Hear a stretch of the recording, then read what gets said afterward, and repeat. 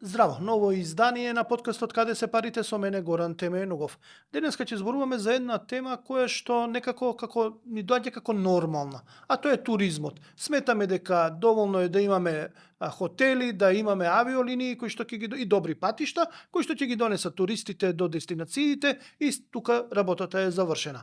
Насекаде во светот, па и во регионот, пред се во регионот, туризмот е голема стратегија, обмислена стратегија и борба за секое ноќевање и за секој турист. Кај нас се добива впечаток дека во последно време тоа е стихино и дека е оставено некако на страна. Само да ве напоменам, Министерството за култура е сега надлежно за туризмот и таа транзиција веќе трае една година, но не видовме никакви конкретни резултати и мерки од новото министерство, односно од Министерството за култура, дури сега најавија дека ќе има стратегија за развивање на туризмот 2026-2030 година.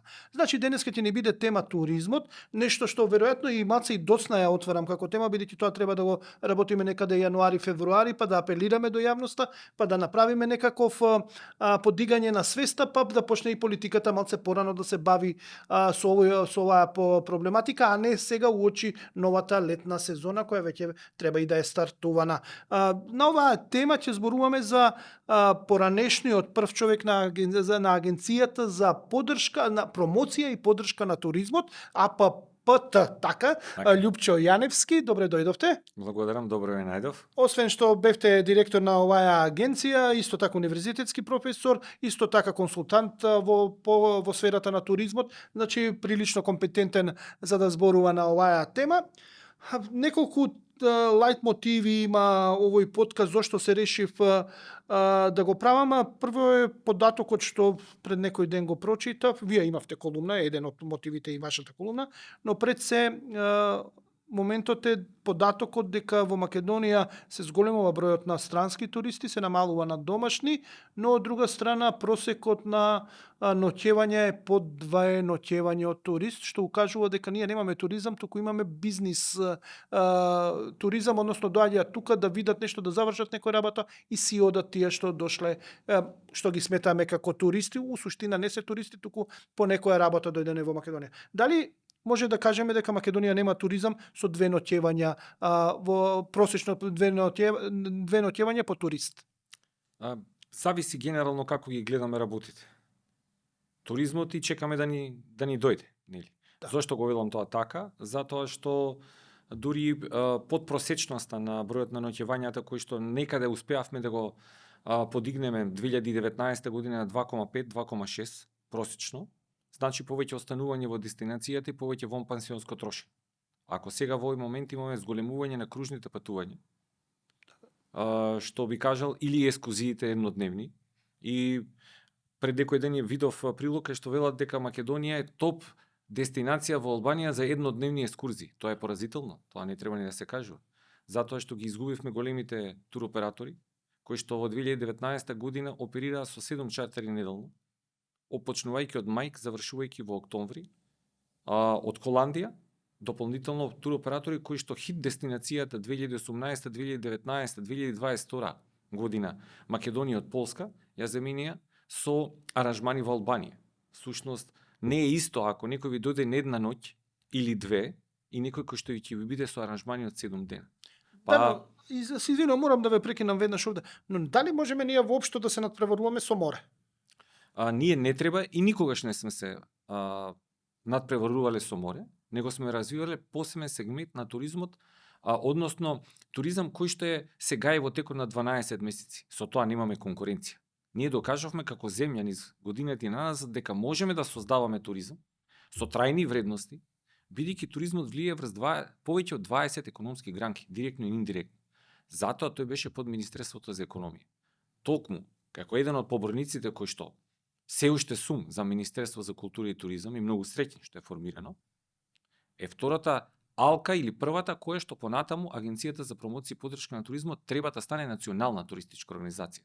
Што значи тоа? Сите стратегии кои што до сега треба да бидат донесени од страна на Министерството, бидејќи помине една година, треба да се имплементираат од страна на Агенцијата за промоција и поддршка на туризмот. Тоа значи дека агенцијата ќе биде надлежна во целата дестинација, ќе има канцеларии во исток, запад, север и југ, кои што се донесени на влада 2023 година, ќе управува заедно со општините на најниско ниво и ќе создава нови атракции во истите.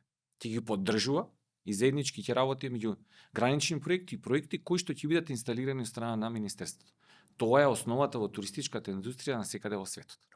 Тоа е основата, дали воопшто сме ја поставиле ова основа. Рековте во 2023 е донесено како треба да функционира, но еве, поменати се 2 години од тогаш, дали е нешто имплементирано, дали се види дека е имплементирано, дали има волја воопшто нешто да се спроведе во овој дел. Може би тоа прашање не треба да биде наменето на мене. Така, дали го гледате од една се друга гледна точка, така, јас можам да го кажам моето мислење. Така, затоа сте и тука за вашето мислење. Така е.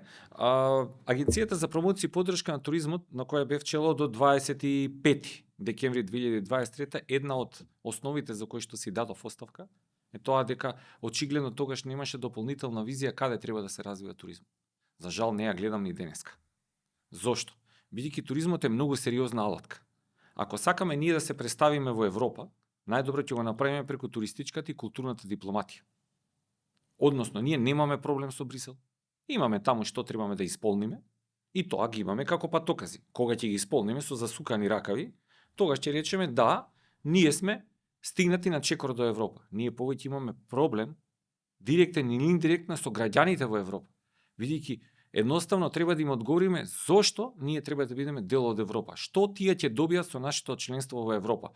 Нас никој не спречува додека чекаме или додека го изодуваме тој пат да го развиваме туристичкиот сектор, генерално економијата и индустријата во Македонија. Токму затоа Европа сега имаме предпристапни фондови кои што ни возможуваат голем процент од даноците на граѓаните во Европа. Зошто го кажам ова?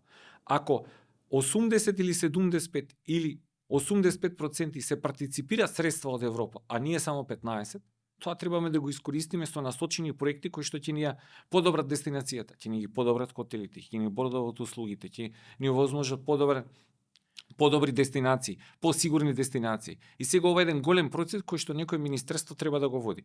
Тоа е токму Министерството за култура и туризам. Како тоа го малце сум збунет сега. Ова се сериозни чекори, сериозни стратегии, сериозна политичка и граѓанска волја да се спроведат сериозни реформи. Ние гледаме дека не можеме да ја исчистиме државава. Ние тонеме во смет. Не можеме политички да се договориме да направиме депонии кои што ќе го тргнат тој смет на некое легално место. Имаме само една легална депонија. Не можеме да се договориме локалните самоуправи да ги чистат градовите и да ги метат.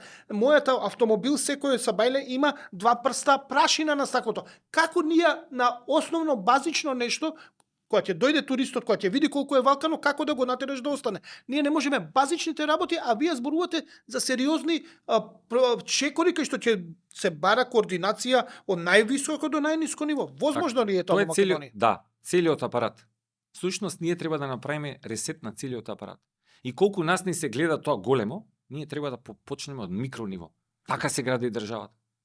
Не од закон кој што ќе биде донесен и ние уште од првиот момент ќе го обструираме преку комори, преку се ќе кажуваме дека не чини, а воопшто не сме ни почнале да го спроведуваме. Ако агенцијата во минатото за туризам зборуваа многу ретко, го издигнавме на ниво да стане министерство. Сега, со засукани ракави министерството треба да ги постави основите во туристичката индустрија. Ја велам вака, ако културата троши, туризмот носи. 4.500 археолошки локалитети треба да бидат валоризирани и ставени во функција за да ги представиме на туристите. Не можеме да дозволиме било кој водич да ни ја кажува историјата. Не, туку луѓе да ги пречекаат со насмеани лица, кустоси, кои што, верували или не, имаат можност да работат многу повеќе средства од влезници на странски туристи во текот на годината. И тоа во текот на целата година. А не да ни наплаќаат карта на парагонче блокче од некоја грмушка. Сега доаѓаме до влезници, ова е многу интересно, не води во еден друг дел од муабетот што сакам малце подоцна да го правиме, но да не го изумам. Влезници, кој е подготвен да плати во државава и да наплати влезница која сметаме дека треба се да биде бесплатно, се да биде на допат и дека се што е некако општо добро треба да биде слободно. На еден мал пример, пред 2 години бев во Хрватска на одмор, отидов во Националниот парк Крка, значи ужасно скапи се картите. Скапи во однос и на европскиот стандард. Значи, сето тоа што може да се видат национални паркови во Европа, некаде велат дека до 50 до 70% поскапа е картата во Хрватска, одошто, например, во Германија, во Норвешка, дури и во Швајцарија, поскапо е. Логиката беше кога правев со локалните луѓе муабет, они велеа, се имаше дилема, дали да се направи пристапно, да можат сите да дозволат, или да се направи екстра скапо за да се ограничи пристапот, но да биде ексклузивен. Решиле скапо да биде ексклузивен, а ужасно чисто, ужасна квалитет, ужасно добра квалитетна, не ужасно, туку голема, одлична квалитетна услуга, едноставно и повторно туристи, огромен број, меѓу кои што и ние од Македонија плативме 4 карти билета за до отидеме. Задоволни? Презадоволен. За тие пари би презадоволен. платили? Повторно. Токму тоа е муабет. Но како ние тоа да го направиме кога ние мислиме дека се тоа е џабе? Не смее да биде џабе. Џабе е сега и џабе ќе биде во иднина само ако ние зборуваме, така. Сега велиме вака.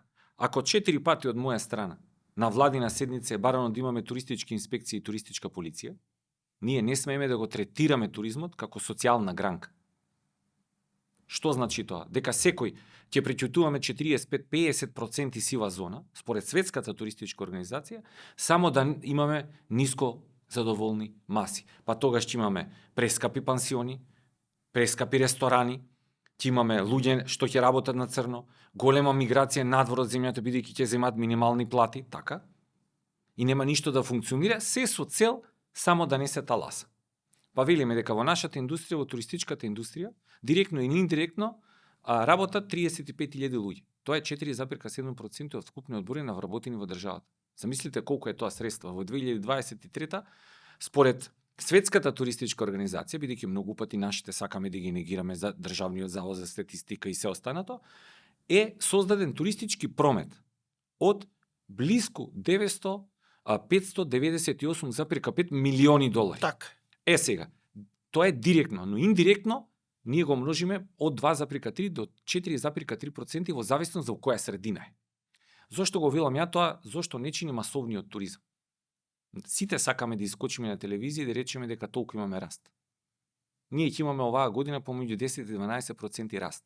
Битно е тие луѓе колку оставиле вон пансионски и колку локалната самоуправа има позитивен импакт од туристичката индустрија. Тоа би рекол многу вака. Дали луѓето кои што ќе галамат и ќе ги посетуваат за една ноќ, за екскурзија, ќе видат луѓето профит од тоа или само ќе им го нарушат мирот?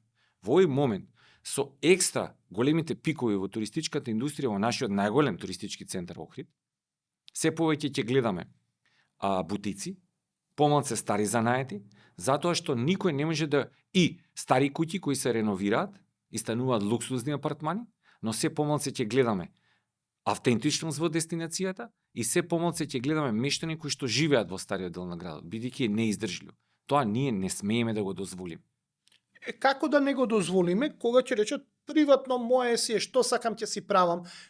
Иако, Охрид секогаш бил кај нас да ноќева, да има 7-10 дена да се оди, никогаш не било на културен туризам да се дојде 5 дена, да се прошета цел Охрид, но да се плати дебело, например, да се оди по црквите, се тоа. Како ќе ги натераме луѓето, локалната самоуправа и државата тоа да го направат? И зошто не е направено до сега? Веќе 5 години бевте на агенцијата вие, директор, зошто не го направивте додека бевте? Така, прво благодарам на прашањето на првото и благодарам и на второто. За второто можам веднаш да кажам. Агенцијата за промоција и поддршка на туризмот и низините ингеренции многу пати се надминати со информации на влада и заклучоци на влада. Што треба да се постави иницирани од институцијата. Без министерство кое што сега го имаме, ние никогаш не сме биле на иста маса во преговорите. Бидејќи сме чекале точка која што некој друг треба да ни ја донесе, а не да биде ургентна и донесена директно од страна на министр. Требало да поминуваме одредени степеници. Но и со тие степеници, со голема упорност, сме постигнале многу. Некој ќе рече што е тоа многу. Сме успеале да ја смениме перцепцијата на политичарите, сме успеале сека да бидеме присутни и најдостоинствено да ја презентираме државата и со таквиот буџет каков што сме го имали. Што значи тоа? Ние како индустрија во 2020 година застанавме, но најбрзо се вративме. Во 2022 година ги имавме вторите во свет резултати. Тоа воопшто не е малце. Според Светската туристичка организација. Тоа е затоа што се работело претходно. Ние не смеме институциите да ги гледаме како туристички агенции за да прошетаме, туку тоа прошетување во очите на некој да биде плодно. Зошто? Бидејќи ние ништо не сме без туристичкиот сектор. Ќе ви кажам и зошто. Ќе можете да го погледнете пресекот во тие години, колку нови авиолинии се отворени, каков е притисокот на агенцијата на туризам со точки на влада, со информации до министерствата и со иницијативи, и тогаш ќе можеме да споредуваме. Бидејќи ние имаме ниво до каде можеме да го направиме, односно одлуките од владата да ги имплементираме. Сега, првиот дел од прашањето е како ние да го направиме тоа. Како ние да развиваме елитен туризам во дестинација, така, која што има пик 20 дена во текот на годината. Зашто? Затоа што нашите хотели немаат пред нив бренд. Една Хрватска која што свати дека е прескапа во последните 2 години, во наредните 10 години ќе вложува 2 милиарди евра во носење на светски хотелски брендови. Ако ние слушаме дека во овој момент во Охрид се гради еден хотел, треба да си одлучиме ние да си одговориме на едно прашање. Дали ни смета тоа што се гради или кој го гради? Многу фер. Ако ни смета тоа што се гради, тогаш имаме институции надлежни кои што многу лесно од 2014-15 до ден денеска може да се провери и да се постапи одредени други институции да не е некаде утната работата, прогледано низ прсти, непрегледано, дали законот е прекршен или не е. Но, ако нас ни смета кој го гради, бидејќи во тој хотел и дај Боже да биде со бренд, ќе имаме 200 луѓе кои што се запослени од локалната самоуправа, претежно од градот Охрид, кои што ќе одат на дополнителни обуки, кои што ќе го подигнат нивото на дестинацијата и дај Боже да имаме уште 5-6 такви, се со цел да измериме каде се нашите менаџери хотели кои што се повеќе се инертни, бидејќи не може нашата држава да биде најголем туроператор и да договара пензионери да ни доаѓаат во јануари, во февруари, во март. Да, те е одлично да ни дојдат. Ама, каде ни се скапите гости, тие одат со скапите хотели, со скапата услуга, со скапото брендирање на дестинацијата и со она што треба да го купат во дестинацијата. Тие се некои работи кои што ние треба да ги развиваме во Охрид. Кога е Скопје во прашање, тој е диаметрално различен. Тој работи во текот на 12 месеци бидејќи е бизнис центар. Ние не можеме да го развиваме Охрид со 7 линии годишно. Нас ни треба сериозни чекори кон брендирање на дестинацијата, говорам во континуитет. Како да брендираме кога секое лето, оваа година не видов дека се работи, неколку пати бе во Охрид, добро е, улиците не се ископани, до лани има напредок.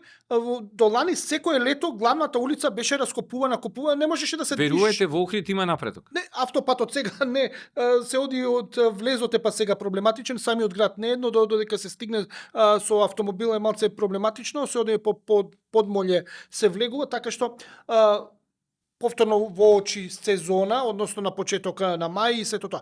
Како ние да успееме да брендираме барем една дестинација, но да биде вистински брендирана, не да имаме на секој чекор валканост, да имаме на секој чекор нешто што не е автентично, нешто што е ефтино во суштина. Токму тоа ќе ви го кажам. Ако просечно според светската статистика, повторно ќе ја земам барометрот од Светската туристичка организација, еден турист на кружно патување во дестинацијата дневно одлага 1,3 до 1,5 килограм неселектиран отпад. Секаде во светот. Некаде повеќе, некаде помалку. Колку со такви пикови ќе може локалната самоуправа да одговори? Ништо. Во било која и најорганизираната, како што е Венеција, нели изборуваме, како што е Барселона, имаме веќе отпор на мештаните, бидејќи не можат да издржат. Тие тоа го регулираат со поскапи влезници, со број на бродови кои што влегуваат, автобуси, авионски линии. Ние обратно. Кај нас е проблемот што ние имаме пикови во 20 дена, не во текот на целата година. Ние не можеме да се изложиме на една дестинација. Ако ги укинеме сите линии кои што сме ги имале или ги намалиме, а не создаваме нови дестинации и немаме стратегија каде треба да се насочува туризмот, тогаш имаме генерално страшен проблем. Тогаш туризмот ни се случува. Ние едноставно во овој момент треба да се поставиме многу интересно и многу мудро. Ако имаме две дестинации помеѓу нас од отворениот Балкан, кои што рушат светски рекорди. Албанија, кој што сметам дека за 2 години ќе стане толку скапа што ќе има повратен процес, бумеранг, односно ќе има намалување на туристи, се до оној момент кога ќе го повтори циклусот на брендирани хотели кои што во моментот ги нема. И Србија, која што развива сосема една друга приказна. Да, ќе збориме за Србија како земја без море, успеа да биде пред нас во порастот. Албанија е апсолутен регионален. Само да така? довршам. Албанија тоа го направи со укинување на голем број на визи и отварање комплетно на државата, со преку 160 летови на ден од Тиранскиот аеродром, субвенционирани со долгорочна стратегија од 6 години, која што се фокусираше во туризмот и во туристичката индустрија, како едно од 3 столбови на албанската економија, многу успешно, видено од нас. Тоа е многу интересно да се каже, бидејќи во разговорите кои што сум ги имал, тие влечеа многу потези кои што ние сме ги имали како потези, но не сме ги имплементирани до нас. И Србија, која што инвестираше и реинвестираше во одржливост на дестинацијата, со развој на бањите и бањскиот туризам, со развој на медицинскиот туризам, со развој на аграрот и руралниот туризам. Тоа е нешто измеѓу, тоа е нешто што ние треба да развиваме на некој поразличен начин. Сега еден податок, на пример Атинскиот аеродром, знам дека има дневно неколку чартери од Соединетите Американски држави. Огромен број на американски туристи директно се слеваат во Атина, да користат имаат и да одат и по островите, имаат да прошетаат, но генерално доаѓаат да ја видат Атина како културен центар, односно доаѓаат на оној не на плажата одмор, туку да видат културна понуда. Културолошко историски. Так. Зошто ние не можеме да го брендираме Охрид така? И зошто до сега не сме го направиле? Сега, зошто едноставно Охрид фано го претворивме во спална на туристи кои што доаѓаат на тие тенки слаби плажи да се капат во Охридското езеро, кое што е генерално и поладно и плажите не се на високо ниво. Во овој момент имате кружни патувања кои што немаат дури во програмот да отидат луѓето на плажа. Туку имаат ефтина вечера за групи, ефтино спиење, нели? Ќе ви го раатот, ќе ви го одземат со долгото чекање за автобусот да помине да се паркира, бидејќи немаме точно одредено поинт каде тоа да се направи. И сега велиме од каде треба да почнеме. Од основата, па да градиме. Знаете зошто? Охрид како град и како историја и Македонија како земја може да понуди многу повеќе од колку нашите соседи. Ако се уште ние се прашуваме кои сме и што сме, тогаш веруете другите нема да ни кажат. Борбата наша во институциите не беше само со странските дипломати и со соседството, многу повеќе со нашата диаспора, затоа што беше збунет. Бидејќи не прашувала дали ние смееме да се сликаме во здруженијата до сликата на Гоце Делчев и старото македонско знаме. Со задоволство. Чест ми е. Ќе ги прегранам тие луѓе. Зошто? Затоа што го држат оној наш ков. Но сега, ако наеднаш ја прекинете таа линија и немате таму кој свој да ве пречека, тогаш имате генерално свој проблем. Зошто го кажам ова? Туристичката дипломатија е моќна алатка. Моќна алатка за да помогне во градење мостови.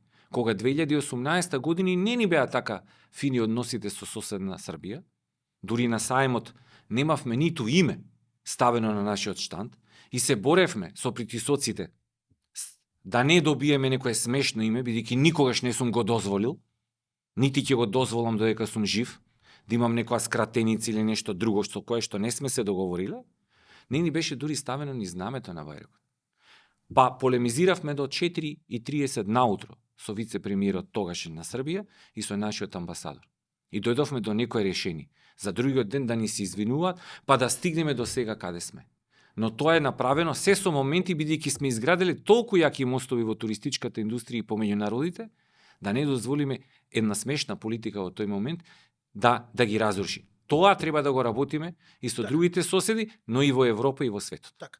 Време е за првата пауза за нашите пријатели кои возможуваат овој подкаст да биде бесплатен за вас што не следите. Останете со нас, се враќаме после паузата.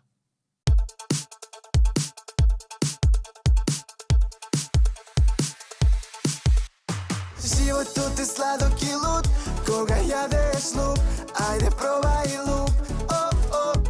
Овој свет се врти во круг, ајде биди среќен во добар муд. Нема друг таков вкус, нема друг таков вкус. Како животот е сладок и луд, кога јадеш луп, ајде пробај луп, ајде пробај луп. Влези во сладок луп и ке сакаш уште. Витаминка.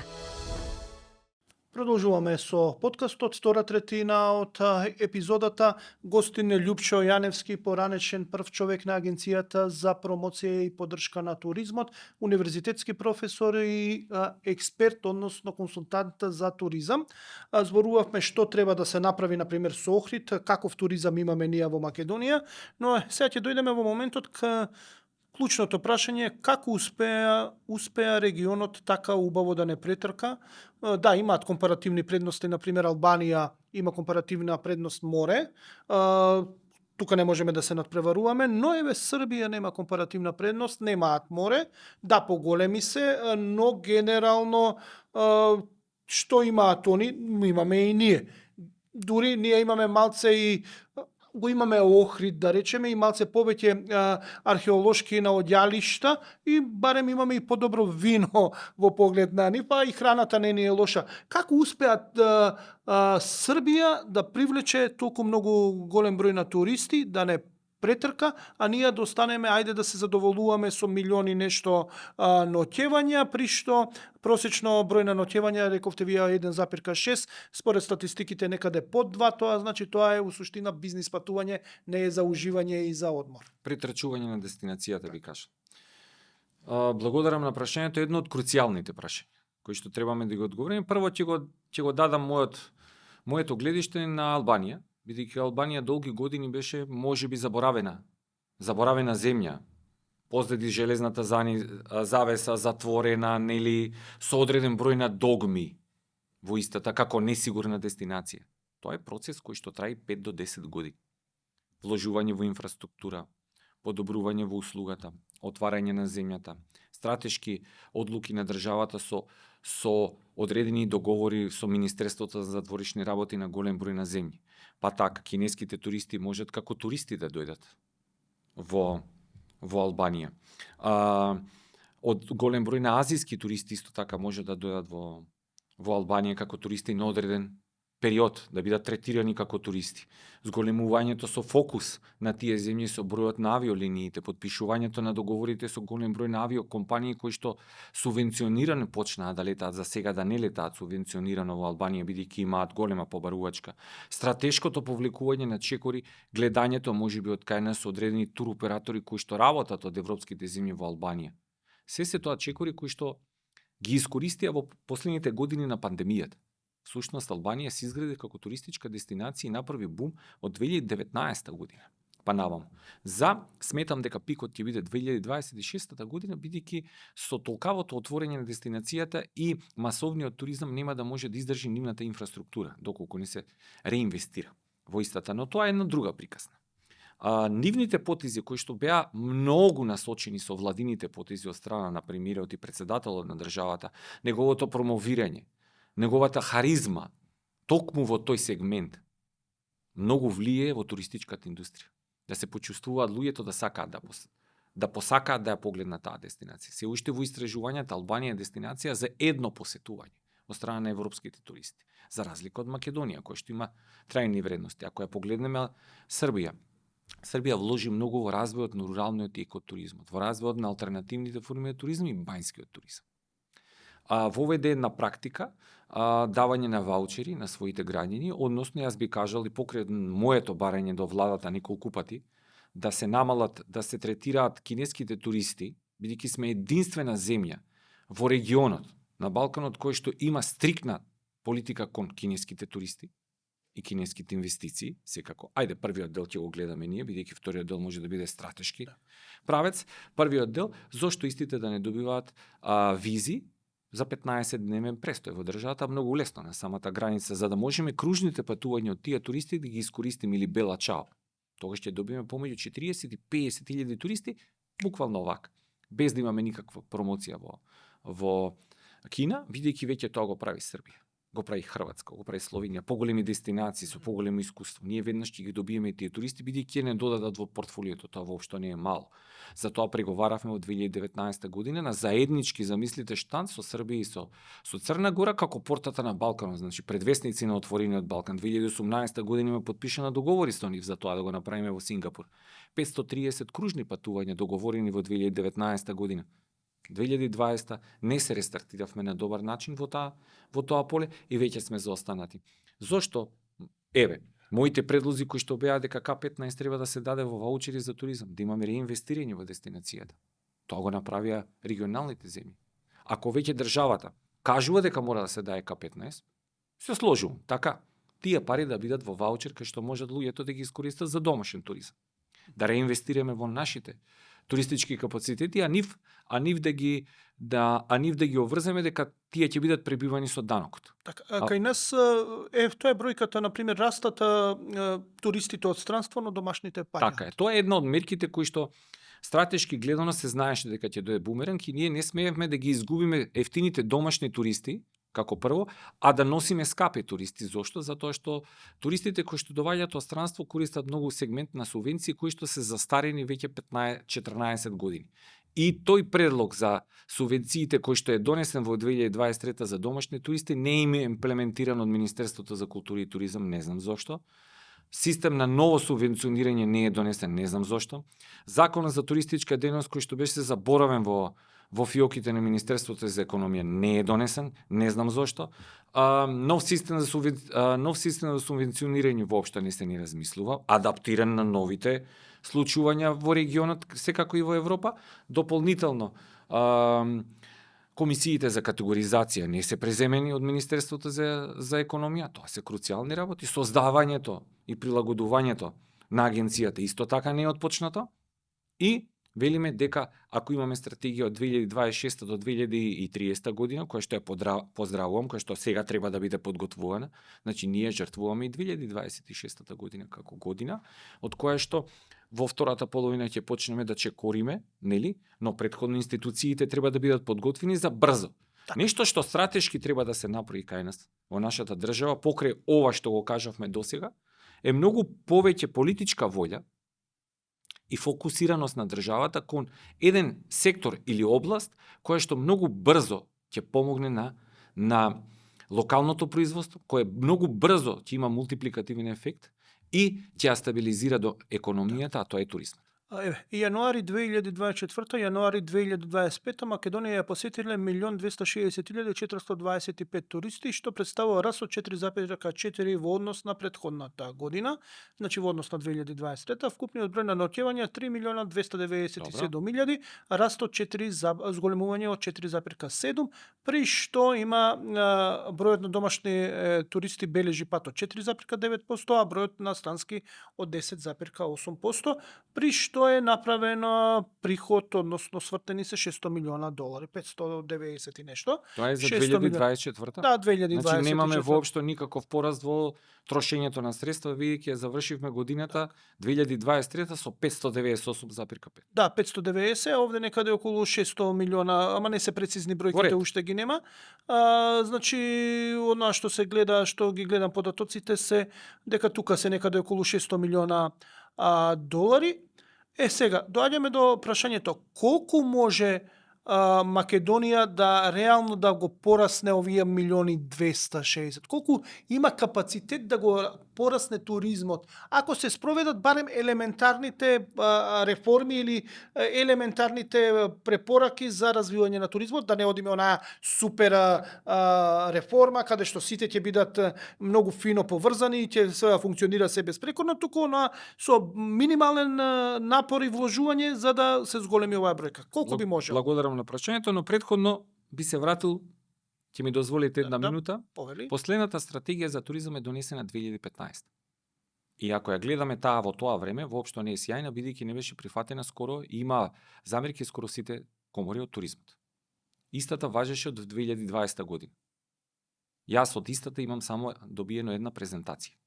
Но тоа воопшто не е важно, бидејќи во истата немаме акциски планови кое министерство и кој што треба да сработи. нити мастер планови, туку имаме работи кои што треба да се подобрат, да се фокусира. И тоа не треба да ни бидат изговори.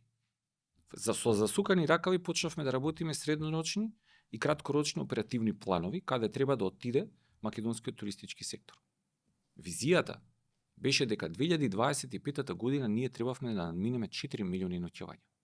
Бидејќи во далечната 1988 година, можете да проверите, во Македонија имало 3,9 милиони ноќевања.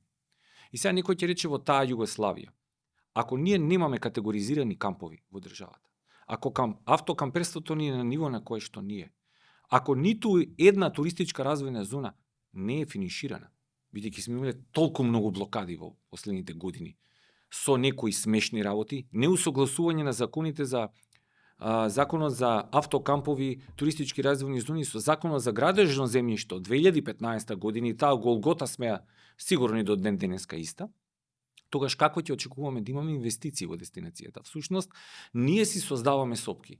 И ако дополнително знаеме дека деталните урбанистички планови на ниво на општини се таму каде што се, ние велиме или е црно, или е бело, или ќе градиме сите како што ќе градиме, или никој нема да гради, смрт. Тоа не може да се случи. Ако тоа го гледаат странските инвеститори, одма ние одминуваат нашата дестинација. Всушност, ние треба да работиме дома, за да ги подобриме условите. Сега, зошто јас секогаш поентирам и секогаш сум фокусиран на руралните форми на туристичка понуда? Тоа е нашата компаративна предност пред останатите. Бидејќи се повеќе и повеќе после 2022 година се бараат алтернативните форми на туристичка понуда, бидејќи ние живееме во еден нов туристички свет, каде што дигитализацијата е многу значена. Последна земја во Европа сме без туризам, дигитална платформа. Не знам зошто, донесена во 2023 од страна на државата, требаше да има во програмата за 2024. Законот за туристичка дејност прилагоден, последна држава без национална туристичка организација, која што ќе имплементира стратегии. Последна, меѓу последните во Европа, која што нема тековна стратегија за туризам. Од 2017 година немаме стратегија за развој на руралниот туризам, што за мене е огромен хендикеп. И се тоа требало да биде сработено од некое министерство, кое што сега веќе со многу радосен имаме министерство. Како руралниот туризам да го развиеме? Руралниот туризам се развива со државна стратегија и со мега проекти, мамутски проекти. Еден проект кој што беше донесен 2023 година, за кој што сите дадоа позитивно мислење од страна на владата, донесен на владата и отпочнати прелиминарни разговори во Агенцијата за туризам со формирана комисија, меѓусекторска комисија, работна, со сите министерства, е 50,50 рурални приказни. Не се работи за 50, така. Се работи за многу повеќе, се со цел во 2024 да се испита теренот, да се видат, да се пондерираат нашите рурални среди, каде најмалку треба да се интервенира и во наредни 5 до 10 години да се создадат услови за да се доприраат капацитетите во руралните средини. И втора компаративна предност, вие спомнавте во една ваша реченица, е развојот на еногастроконцептот. Тоа значи дека во Македонија во овој момент имаме регистрирано, според регистарот на Министерството за земјоделие и водостопанство, 255 винари. Тоа се 255 различни приказни. Но како да дојдеме до нив кога немаме патна сигнализација, кога немаме никаква дигитализација, кога немаме дегустацијски центри и кога немаме сместувачки капацитети во руралниот дел? Тоа е напореден процес кој што треба да биде од страна на државата. Ако не имаме одредени кредити, стратешко партнерство со Британија, пример. Европа веќе од предпристапните фондови има отворено и дава одредени средства. Многу добро знаеме дека сите претходно земји кои што влегле во Европската унија и тоа како користеле средства за развој на руралните средини и за развој на туризмот, тоа ни е првиот чекор кој што не смееме и шанса кој што не смееме да до клучно прашање што јас ми го кажале, на пример, кога Бугарија се развиваше на почетокот од овој век, 2000-те години, значи кога го градеа Банско, кога ги градеа Пампорово, кога станува сериозни скијачки центри, значи бугарската држава не однесе да видиме што прават на нивна територија и со европски пари се беше користено. една од клучните лекции што тогаш ни ги кажа и ја што ги запамтив беше можете гостинот да го натерате и да спие на рогозина долу на земја. И он ќе спие. Може да му дадете леп и сол, он ќе јаде. Но кога ќе влезе во ВЦ, ако тоа не е екстра класа, ако нема тука проточна вода, нема одлив и не е тоа врвно суредено ВЦ-то, купатилото, кај што ќе може да се истушира и да оди физиолошките потреби да ги заврши, ништо нема никој да ви дојде. Можете се да му дадете Ш категорија, но ВЦ-то мора да биде екстра А категорија. Како ние можеме да понудиме било каков рурален туризам, кога ние немаме првин канализација и водовод? Браво. Што да направиме ние во оваа држава да имаме рурален туризам? Токму тоа што го кажав. Ние немаме време прво да градиме канализација и патишта, па после да размислуваме за туризам. Ние немаме време да чекаме да купиме нови автобуси, така? Нели, со добри клими, све 2018, 20, 23, 4, него тој процес треба да го градиме паралелно. Всушност, требаме да дадеме одржливи субвенции на краток рок, на 3 години. Не можеме ние во земјоделие да имаме 100 милиона евра субвенции, а земјоделието да ни паѓа. Не можеме да имаме ист систем на субвенционирање во туризмот 14 години и сите да ќутиме, и во јануари, февруари и март да ни доаѓаат туристи кои што ни остануваат во дестинацијата подредена, и не би сакал да ги кажам цените во овој момент, субвенцијата што ја добиваате поголема од тоа што тие го трошат во дестинацијата. И ние да се фалиме со бројки. Било која влада, ова зборувам во последните 30 години. Мене не ми интересира владата. Мене ми интересираат институциите и државата, бидејќи сум граѓанин и партиципирам. И сакам да живеам во европска и светска држава во која што сите ќе се гордееме. Односно, јас не го гледам како хендикеп младите што одат во белиот свет. Го гледам хендикеп затоа што тие се враќаат на 70 години. Тие треба да се вратат на 40 и да сватат дека овде има промена, а носталгијата и пакетите кои што ќе ги понудиме за инвестирање да им бидат доволно привлечни за да основаат нешто тука. Тука се нашите грешки. Сега, сметам дека многу брзо владата мора да се фокусира на ова поле. Јас верувам во Министерството за туризам, култура и туризам, секогаш туризмот си го ставам прв, бидејќи ми е болка, нели? Ако културата троши, туризмот носи. Ние, нашите археолошки локалитети, мораме со најновите технологии да ги подобриме, да има возможиме виртуални реалности, да има возможиме кустоси кои што знаат да ги имаат, кои да ги пречекат да бидат валоризирани и означени. И тоа е процес кој што мораме да го направиме во следните 3 години. Иначе да заборавиме за Европа. Така, една изјава беше дочекана многу на нож од министерот Љутков, а тоа е дека треба да се вклучи приватниот сектор во културата, тоа значи и туризмот, но пред се во културата и да учествува во културната понуда и приватниот сектор. Мислам дека тука да може ќе го запалат насред плоштад заради една таква изјава, бидејќи културата нели е национална, не може приватниот сектор, не може јавно-приватно партнерство и сето тоа, но дали вие сметате дека едно и во културата приватниот сектор ако се придвижи може да влијае и на подобрата туристичка понуда, бидејќи културата и туризмот едно со друго одат? Знаете, благодарам на прашањево, зошто се луѓето песимисти? Почнуваат од себе. Патриотизмот не е само мафтање со знаме, удирање во гради, навивање, никогаш северна само Македонија. Патриотизмот е нешто повеќе. Ние прво треба да се осознаеме кој сме. Кој мене ме негира? Јас сум македонец. Зборувам македонски јазик. Живеам во Македонија. Ако има северна, има источна, западна, јужна, централна, во која што живеат македонци. Енде. Со тоа јас сум расчистил во мојот живот. Како ние македонците да покажеме дека вредиме? Да си го исчистиме ѓубрето во својот двор. Да кажеме добро утро на комшијата. Да се насмевнеме.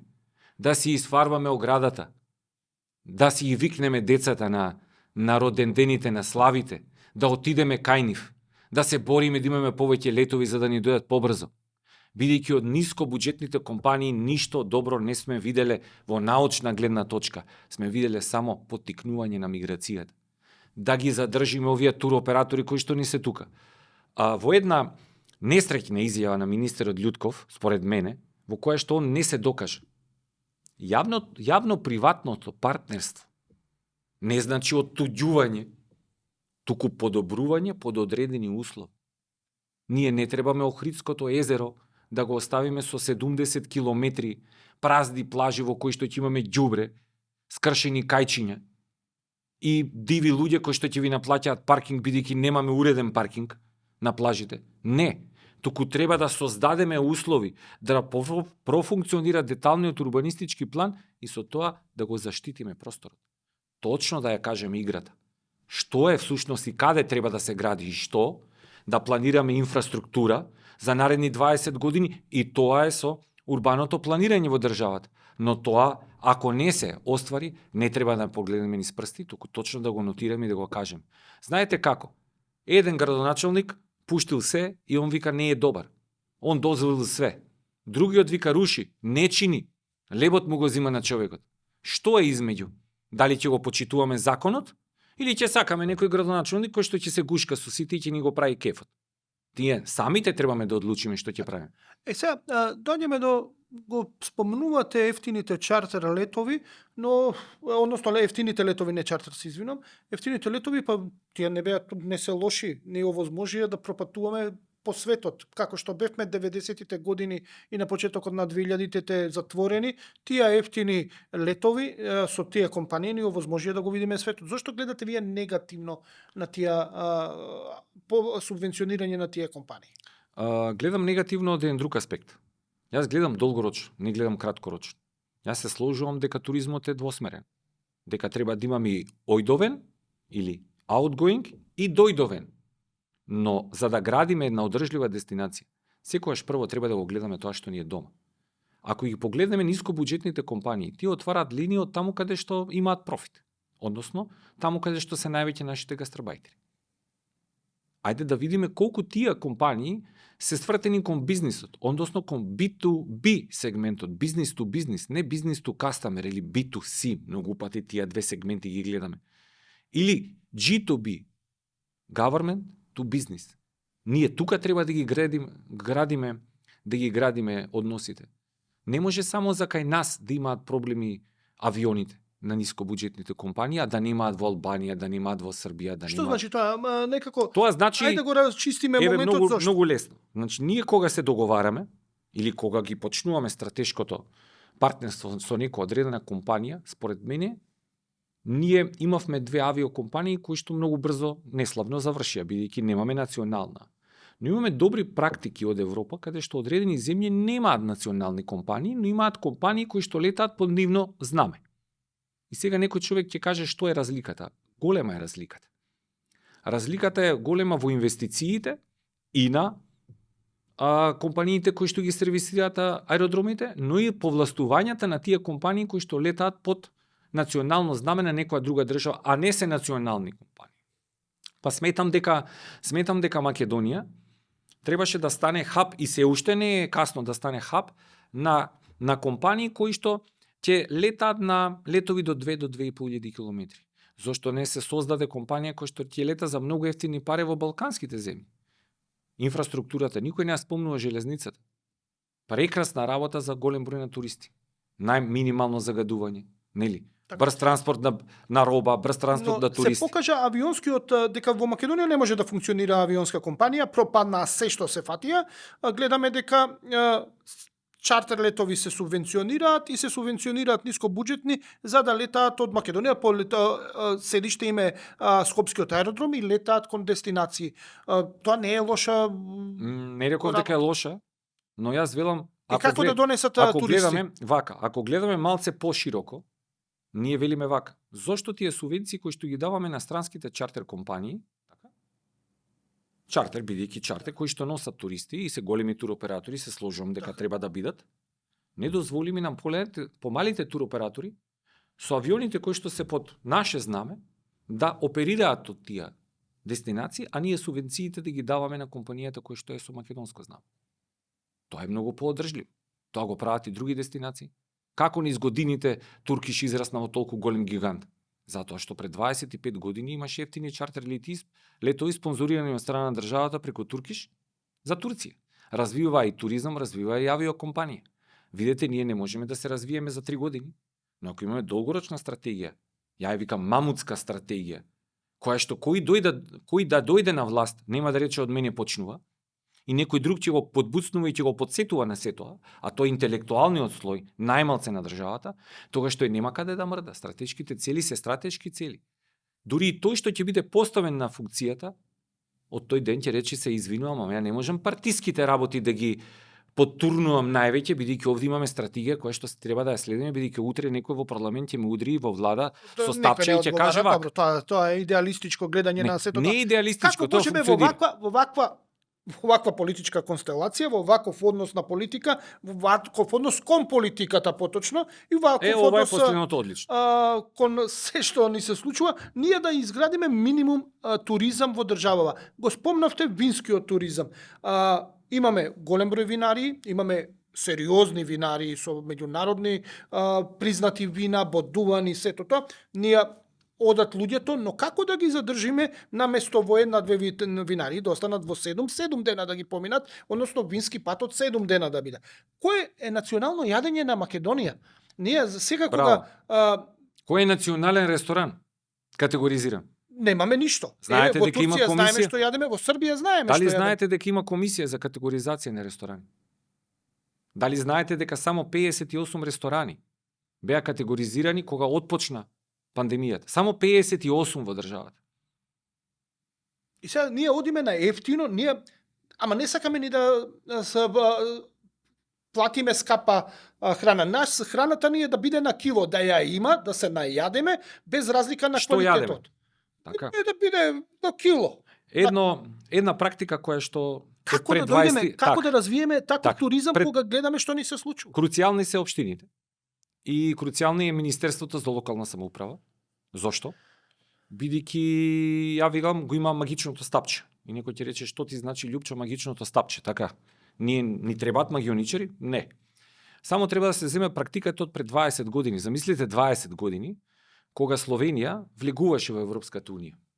Со вакви исти фондови создаде прво 2 години обука на кадри од универзитетите и од локалната самоуправа и тимови кои што заедно на терен во општините бесплатно за луѓето, за корисниците, нашите граѓани, ги изработуваат документите за аплицирање во фондовите на Европската унија. Замислите колку е тоа олеснување на граѓаните.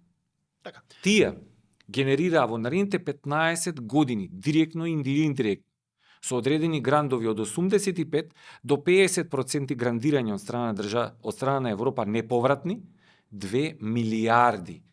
Зошто да не бидеме толку паметни? Да направиме 30 тимови кои што ќе одат во нашите општини, а тие луѓе во општините ќе бидат дополнително 30-40% платени од својата плата да го имплементираат. Верувајте дека тоа ќе функционира. Зошто не правиме? Па знаеме зошто не правиме, бидејќи не сакаме ништо да направиме и треба да се работи. Полесно е да не работиш, а да зимаш плата, а да не испорачаш ништо, бидејќи нема ни одговорност. И да пишуваш тажни приказни на Facebook, дека ништо не чини во држава. Така. Време е за втората пауза, се враќаме после нејзе за да финишираме со подкастов на тема туризам.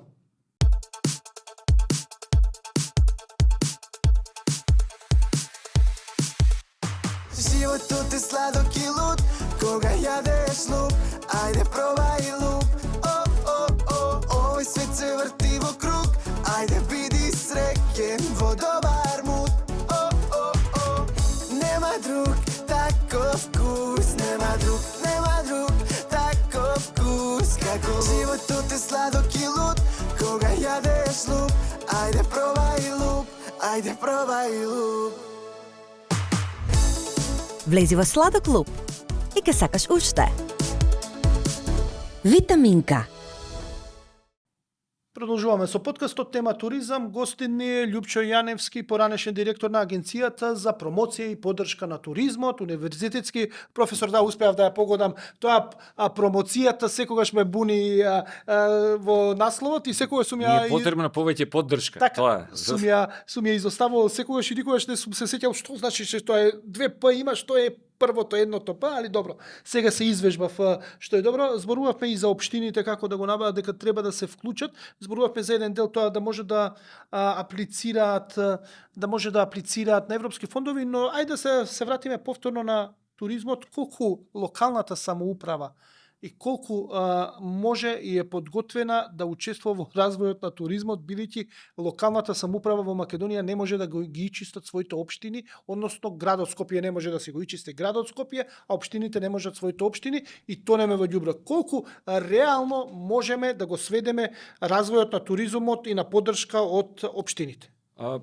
Еве интересен факт, има една многу добра успешна приказна, која што започна 2018 година, со поставување на едно игралиште, ја би рекол, и едно полетувалиште за параглајдери во една наша општина, во едно наше мало градче, кое што има услови и трето полетувалиште во Европа, во првите 5 во светот, според Дружа на ветрови, според местоположба, така е. Зошто? Прво со станоци со локалното население, многу едноставно, им се каже дека тоа е за нивни добробит, да не ја земат вештачката трева, нели? Па моментот е после, вие ќе наместите. Што сме виделе ние од државата, ајде не сме виделе само инспекција овде, само ова. Се дава рака и се кажува дека до 1 јуни ќе се постави тоа. Ама вие морате да плаќате туристичка такса и се останато, бидејќи според овие резултати вие немате туристи. Бидејќи ние сепак требаме по нешто да мериме, нели? Од бука, ајде ќе му помине нов директор е, така, ајде вака, пак ќе ги подсетиш понедела дена, веќе ќе видат камион, некој мери таму, ќе дојдат, нели, тоа е Македонија. Вистина. 1 јуни се постави вештачка трева, 25.000 евра инвестиција преку тендер, поставено мерна за ветрови се, 1-2 веќе репрезентации кои што ќе тренираат тука, тестирање на еден параглајдер, јас не се разбирам во таа индустрија, но скапа со видео спотови за тоа место, само да има возможиме спиење, јадење на луѓето, што е наша основа. Нели? Видоа луѓето дека функционира нешто, дека се полнат сместувачките капацитети, ги отворија портите, исчистија, но се поставува уште едно. Ајде да ги категоризирам. Па ајде втор состанок, зошто да бидат категоризирани? Зошто да платат туристичка такса? Зошто? Што ќе се прави со туристичката такса? Бидејќи многу луѓе не знаат дека 80% од туристичката такса се враќа назад во општината, само 20%. Тие 80% е за одржување на дестинацијата, за поставување на знаци туристички и незино означување и за промоција. Замислете, 17 пати повеќе се плати во 2018 година туристичка такса во нашето Крушево. Сега, ако Крушево можеше да го направи тоа со крушевчани, што ги поздравувам од се срце, и станаа тоа што се, и го развијан на тоа ниво, верували или не инфраструктурата, да имаме и базична, луѓето ќе дојдат. Промоцијата е многу важна, услугата е многу важна, локалните специјалитети и атракциите со кои што располага дестинацијата. Ако таа ги има сите атракции кои што се потребни, па утре врнало не може да се лета, па луѓето им се направи можност зиплайн, па да им се омовозми скијање, екстремни одредени други спортови, бидејќи се полни со адреналин, тие се луѓе кои што се параглајдеристи, тие нема да заминат од дестинацијата. Верували или не, остануваат 7, 14, 15, 20 денови тренираат. Па имаме светско првенство во змајарство. Тоа е тоа што ни е потребно и тие типови на туристичка понуда немаат сезоналност. Единствено градот Скопје како бизнис центар функционира. Потребен ни е конгресен центар, потребни се некои други работи. Тоа што го кажавте дека скапо сте платиле за да го посетите Крка, е затоа што си го ценат своето, го заштитуваат и да ви даваат услуга за тоа. Да. И ние би платиле. Беспрекорно чисто. И ние би платиле во Пелистер. Так. Во Дали би платиле воопшто? Јас би платил ако знам дека таму ќе се чувствувам доволно сигурно и ќе добијам вредност повеќе од тоа што сум го дал. Верували или не? Дека нашиот национален парк Галичица е само одржлив. Ви се верува тоа или не? А најголемиот приход на националниот парк Маврово е од сечење на шум. Тоа се поразителни податоци. Ако ние имаме строго заштитени подрачја, каде што требаме да развиваме екотуризам, каде што требаме нашите ренџери да ги прилагодиме на водичи во природа, така, ако локалното население максимално го инволвираме во туристичката индустрија која што е во текот на 12 месеци, верувајте, ние ќе немаме притисок во миграцијата, туку ќе имаме проблем, ќе немаме луѓе кои што ќе го даваат сервисот по добри пари. И тоа не е научна фантастика, тоа е постигнато во Франција, во Австрија, во сите земји за краток период од 5 до 7 години и сметам дека ние до 2030 година и тоа како можеме да го развиеме тоа и верували или не, нас ни е потребно лидерство во секој сегмент на нашето работење, се со цел и визионерство, голема визија каде Македонија треба да отиде. И тоа е многу битно. Нас не ни представува проблем патриотизмот, туку насоченоста како да го изразиме. Така. И тоа треба да го користиме. Го спомнавте Крушево, мене бев зимоска на неколку дена и едно од пожалните слики што ми остави, таму се наоѓа една галерија, тоа е на Никола Мартиновски, наш голем уметник, основач на модерното сликарство во Македонија, преубаво и луѓе внатре вработени се трудат да ја одржат галеријата и сето тоа, но заборавена. Системот ја има заборавено. Нешто што треба да се рекламира, да се продава, системот го има заборавено, а постои и функционира. Системот ја поставил и ја заборавил таа институција и таа живурка што се вика. Нито обележено како да се стигне, ни пристапност, ни реклами, ни паноа, зашто станува збор. Едноставно, нешто да се продаде. Кога ќе успееме, локалната самоуправа, ќе ве вратам повторно на темата, локалната самоуправа и централната власт координирано да настапуваат и вакви вредности да ги промовираат. Крушево е многу интересен факт. Таму има и локална ефтина кафана за вакви како мене, но има и една И како мене. етно кафана која што ги задоволува сите стандарди што би се рекло на Македонија, но и пошироко. Но повторно доаѓаме до клучното прашање: како да се изгради вакви места повеќе во Македонија и како да соработуваат локалната и централната власт и како да знаеме што е македонско, односно да понудиме што е поразлично од Србија, Албанија, Грција, Бугарија, Црна Гора, Босна и да ги привлечеме туристите што да таму. Што е македонска храна, што е македонско вино, што се предностите? Мислам дека во 30 години се трудевме да заборавиме што сме. Тоа е основата. Не успеавме. Не други да не натераат да заборавиме, ние. Зошто? Зошто да се страмиме од себе си? Еве не, како Така, да го направиме? еве го, Што е еве македонска храна? Која е кујната како вие сега. рекламиравте? Еве сега. Што е македонски? Ајде тапче, гравче, сите што го знаат, но не е само тоа. Не е само тавче гравче. Што е Имаме мал македонски? милион. На сите информативни патувања, освен културните така, културолошките, да кажеме, историските локалитети, секогаш се седнувал и се каснувал во локалните ресторани, во кои што се викал газдата за да раскаже приказна за специјалитетот. Верували или не, тоа било прво на нивните подкасти, на нивните канали, во нивните списанија.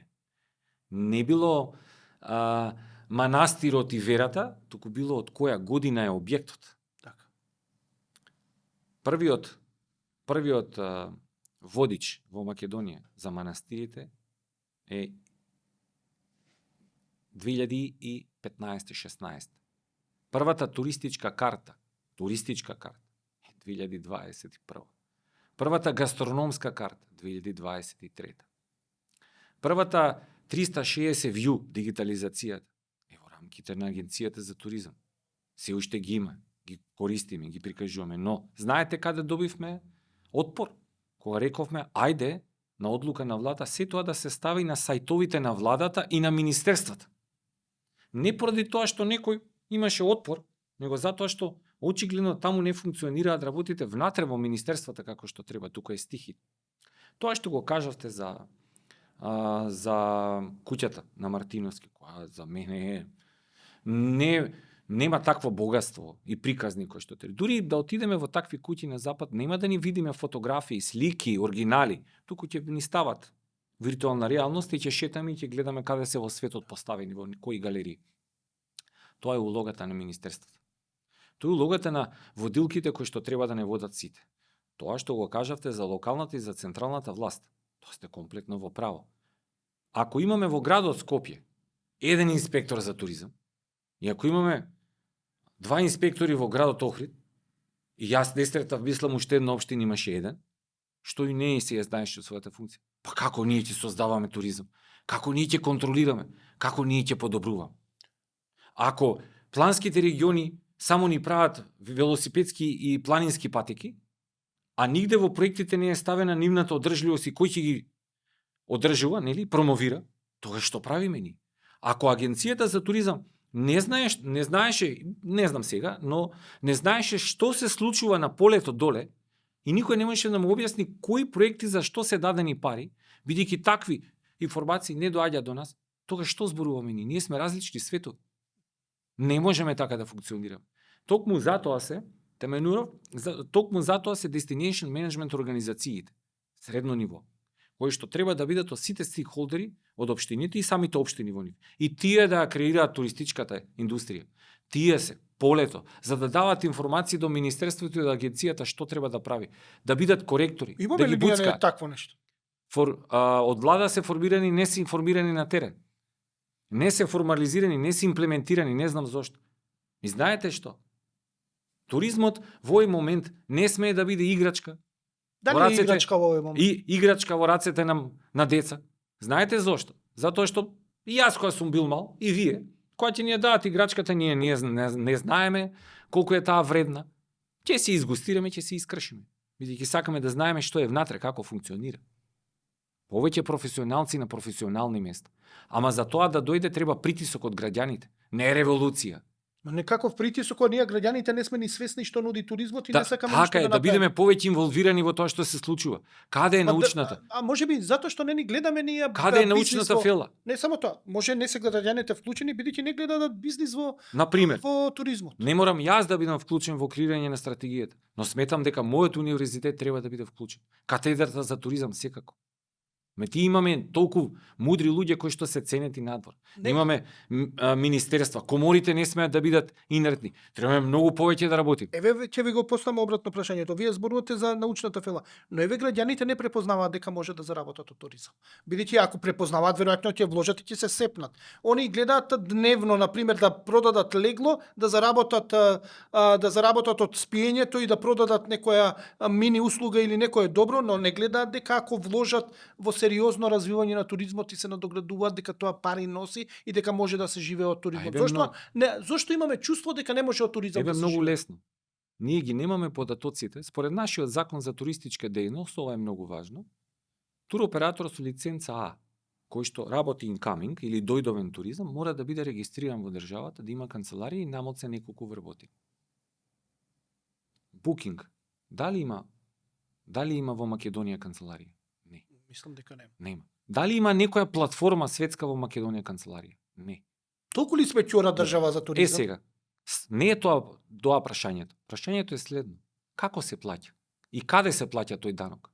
Од провизијата. Во другите држави кај што имаат канцеларии. Значи, колку ние всушност се испумпува од овде средства, преку тие платформи, бидејќи јас никако не можев да ги добијам податоците, колку на годишно ниво Booking има остварено промет во државата, бидејќи тој промет не влегува во прометот на Министерството за финансии или Така. Управата за јавни приходи. Знаете зошто? Тоа е сивата економија во државата, бидејќи тие ноќевања не се пријавени 90%. Второ, платени се картично или платени се на лице место во кеш и не се пријавени. Не се платени дури ни на сметка на физичкото лице. Можете да замислите. И сега што правиме ние? Дали ние ќе дозволиме таквите платформи да ни развиваат дестинацијата и да имаме затворени хотели во текот на 9 месеци, така? И нормално да не можат утре да најдат човечки ресурси да им работат сезонално, па да зимаме од некаде од светот, така? И да се зборуваме дека имаме традиционална храна направена не знам од кој што ја верувале не нема да ја погоди никако. По мој вкус секако ни по вас вкус, бидејќи знаеме што е. Тогаш ја губиме перцепцијата на дестинацијата. Тука ни се нашите основни грешки затоа што работите не ги поставуваме стратешки. Туку ги поставуваме дневно. И сега, ако веќе говориме искрено, јас сметам дека тие платформи во државата прават толку промет колку што е прикажан годишно. Значи, ние веќе имаме, верували или не, над милиарда, 1 милиарда долари промет во туристичката индустрија, од кои што минимум 300 милиони долари ни одат во црните џепови. Доаѓаме до крајот, сакам да ви го поставам прашањето како за финиш, а тоа е за финиширање на подкастов. Квантитет или квалитет? Што да бркаме? Дали треба да ги бркаме 4 милиона ноќевања и 2 милиона, например, туристи, или да бркаме 1 милион туристи, но 4-5 ноќевања и тие туристи да бидат малце со подлабок джеп и да плаќаат, бидејќи тоа е една изрека, имаше, не знам кој ја кажа пред 10 на 15 години, него и бркајте милион туристи што ќе дадат по 1 евро, бркајте еден турист што ќе плати 1 милион евра за да преспие тука. Која е логиката? Треба да се бара некој компромис или треба да се реши или на квантитет или на квалитет? Многу брзо тоа можеме да го видиме. Ако отидеме ние да испиеме едно кафе во Охрид, така, да отидеме до Крушево, до Дојран и до Преспа. И веќе ќе ни биде се јасно што требаме да развиваме. Нас ни требаат 4 милиони ноќевања, но со милион туристи. Што би значило тоа? Дека во наредните години ние сакаме или не, ако сакаме одржливост во туристичката индустрија, да го задржиме трендот на дестинација која што мораме да исчистиме, а верували или не, ќе се запнеме, ќе исчистиме. Да изградиме, ќе ја изградиме, ама тоа нема да носи туристи. Меките мерки во туристичката индустрија и услугата, тоа што го кажавте, да сте задоволни за цената, цената примарна не е важна, што добивате за истата. Тоа што ние, и во кое што сум сигурен, и не побиен, е дека треба да развиваме рурален туризам и дека треба да развиваме туризам за 4 сезони.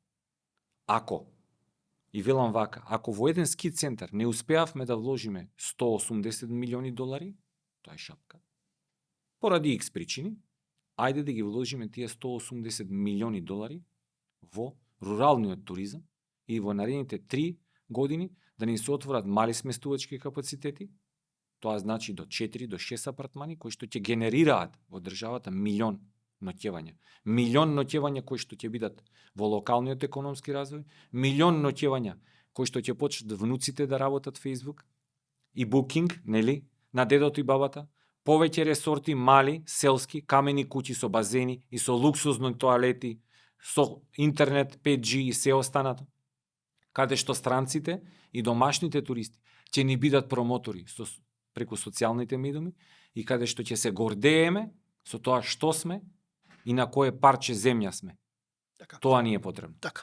И веројатно најпотребно од се, со ова ќе го завршам овој подкаст, е да си ја и чистиме државата и да не ја валкаме. Значи не постои систем што може доволно да и чисти ако ние сме како прасиња и валкаме до нема и каде. Гневот да го насочиме не кон уништување на државата. Нашиот гнев и јад за неуспесите во последните години како генерации да го насочиме во нејзино градење. Така. Значи да си чистиме дворот и да ги привлечеме туристите. Господине Јаневски, мило ми беше што бевте дел од подкастов. Моје големо задоволство. Тоа беше се гледаме на наредната епизода.